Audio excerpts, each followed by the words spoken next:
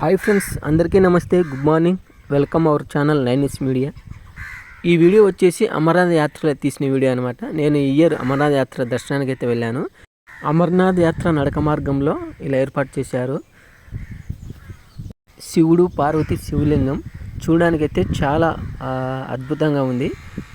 ఇక్కడంతా మొత్తం శివునికి సంబంధించిన అవతారాలు ఉన్నాయి చూడండి. అన్ని ఫొటోస్ ఏర్పాటు చేశారు.